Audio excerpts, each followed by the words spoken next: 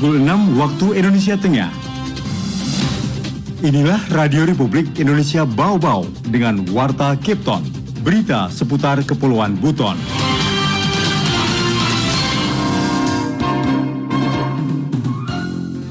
Jadi mudah-mudahan ini yang barangkali menjadi harapan kami ke depan yang belum teraspal. Optimis dengan percaya diri, insya Allah di Pemprov tahun ini Kota Bau-Bau akan bicara banyak dan selebihnya kita serahkan kepada Yang Maha Kuasa.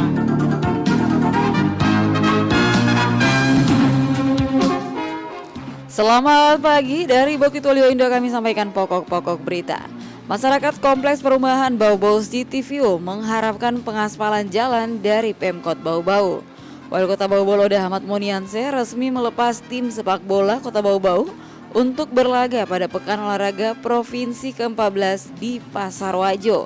Inilah Warta Kapten selengkapnya Senin 21 November 2022 bersama saya Wode Sabaria.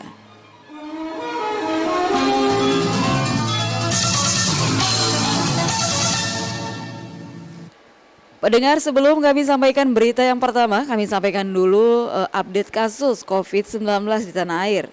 Penularan COVID-19 masih terus terjadi di tanah air berdasarkan data yang dihimpun RRI pada Minggu sore 20 November 2022. Selama 24 jam terakhir, kasus terkonfirmasi positif COVID-19 bertambah sebanyak 5.172 kasus. Dari penambahan kasus tersebut, secara otomatis akumulasi kasus COVID-19 di tanah air sejak ditemukan pada awal Maret 2020 hingga saat ini menjadi 6.608.367 kasus. Adapun jumlah kasus sembuh bertambah 5.690 orang sehingga total pasien sembuh menjadi 6.386.809 orang. Sedangkan angka kematian akibat COVID-19 bertambah 31 jiwa, sehingga total meninggal dunia menjadi 159.379 orang. RRI Radio Tangga Bencana COVID-19. Baik pendengar, kita ke berita yang pertama. Masyarakat Kompleks Perumahan Bau-Bau City View mengharapkan pengaspalan jalan dari Pemkot Bau-Bau.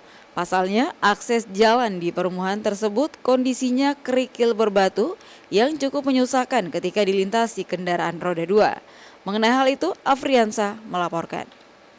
Jadi mudah-mudahan ini yang barangkali menjadi harapan kami ke depan yang belum teraspal.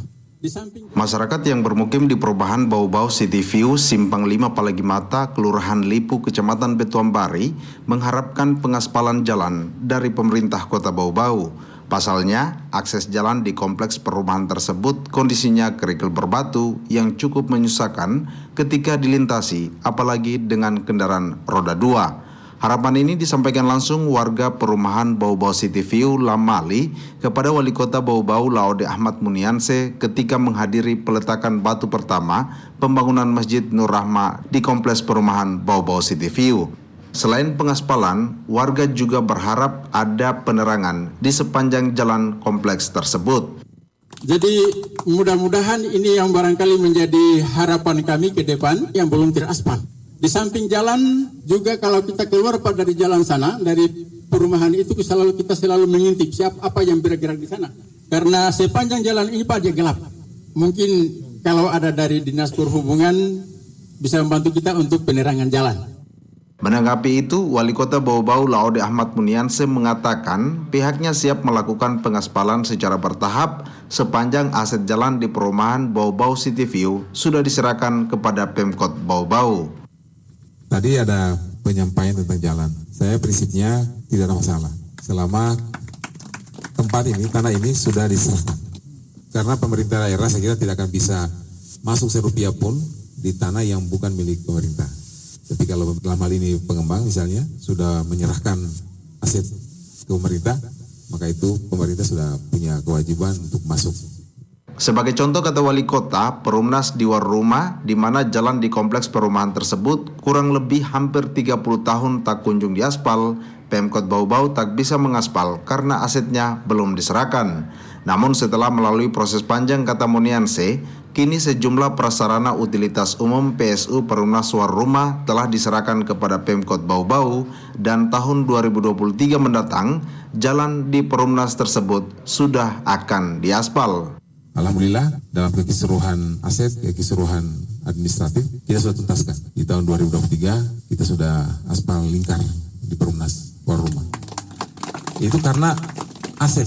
Jadi kalau bukan milik kota, ini tidak bisa kita masuk. Reporter RRI Bau-Bau, Afriansa melaporkan.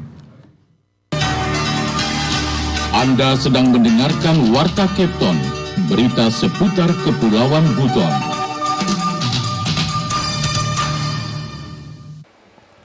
Baik pendengar, kita ke informasi berikutnya. Minggu pagi Wali Kota Bau-Bau Laude Ahmad Munianse resmi melepas tim sepak bola Kota Bau-Bau untuk berlaga pada Pekan Olahraga Provinsi ke-14 di Pasarwajo. Target utama Supremasi sepak bola Sultra kembali diraih Kota Bau-Bau. Mengenai hal itu Hairul Mulku melaporkan. Optimis dengan percaya diri, insya Allah di Puprov tahun ini Kota Bau-Bau akan bicara banyak dan selebihnya kita serahkan kepada Yang Maha Kuasa.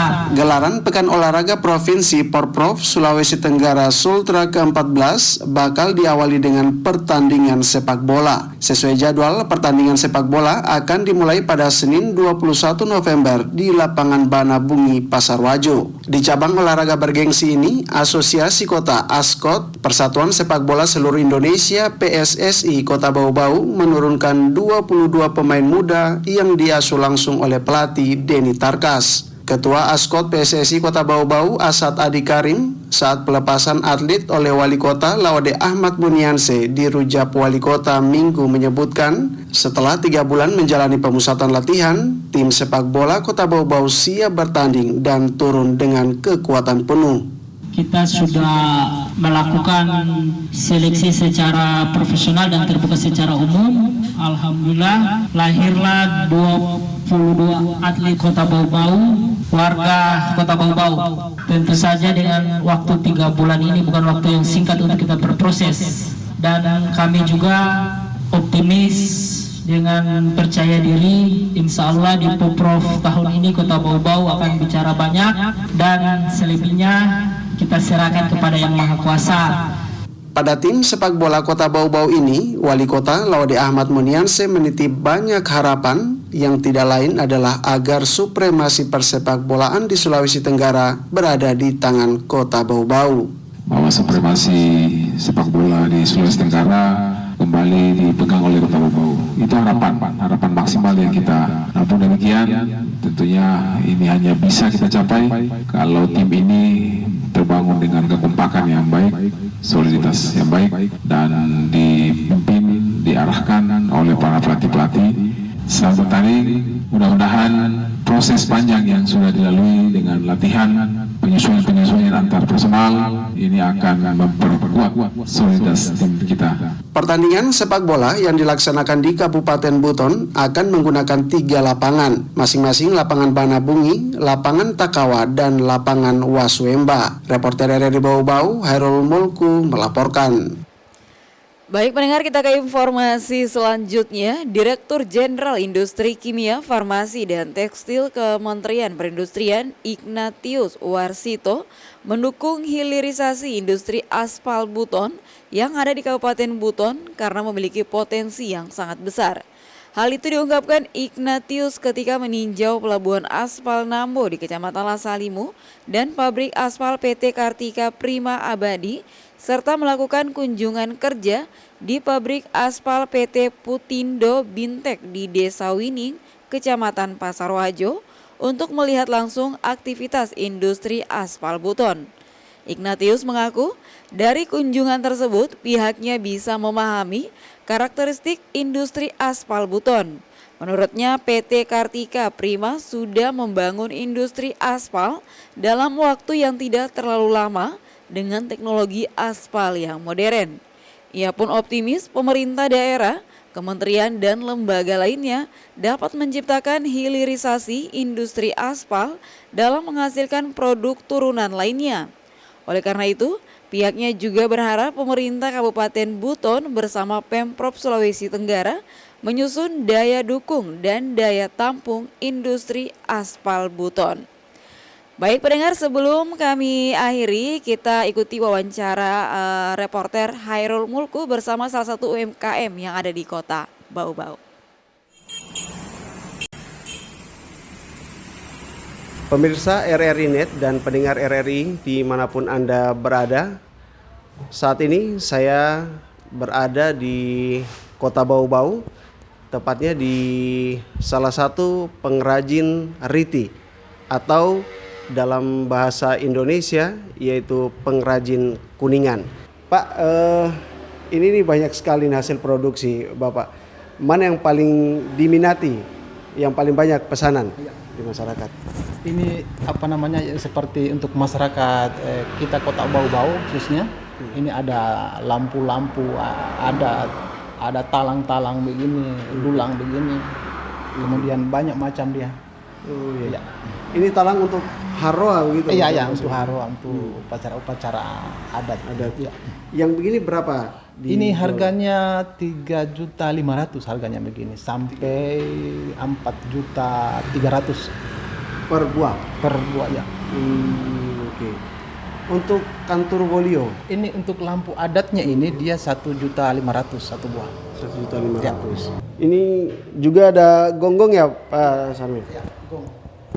Ini hitungan set juga dengan gendangnya Pak? Iya, hitungan setnya dia ada gendangnya, ada dengu-dengunya, ada taba-taba dengan gongnya. Dia per setnya itu main 18 sampai 19 juta per setnya. Ini kita berada di Bangsal ini. Proses pembuatan dari beberapa macam kuningan ini mulai dari apa saja nih tahapannya? Itu dari pembuatan, tahapan-tahapannya itu pembuatan dari malnya, kemudian dicetak kayak yang di belakang ini, dicetak kemudian dicor. Setelah itu dibuka kemudian di finishingnya seperti yang begini-begini jadinya. Ya.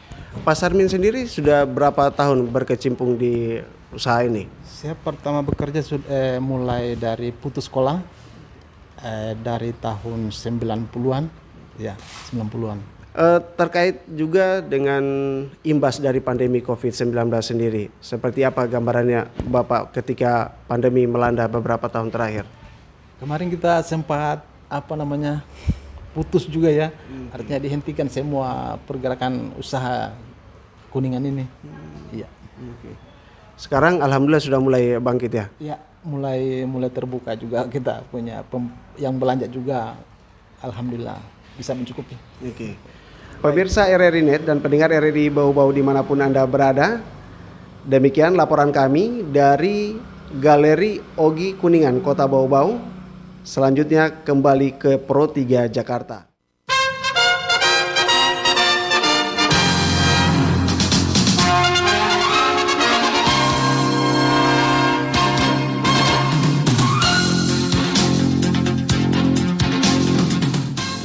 Saudara, sebelum kami akhiri kembali kami sampaikan pokok-pokok berita. Masyarakat Kompleks Perumahan Bau-Bau City View mengharapkan pengaspalan jalan dari Pemkot Bau-Bau.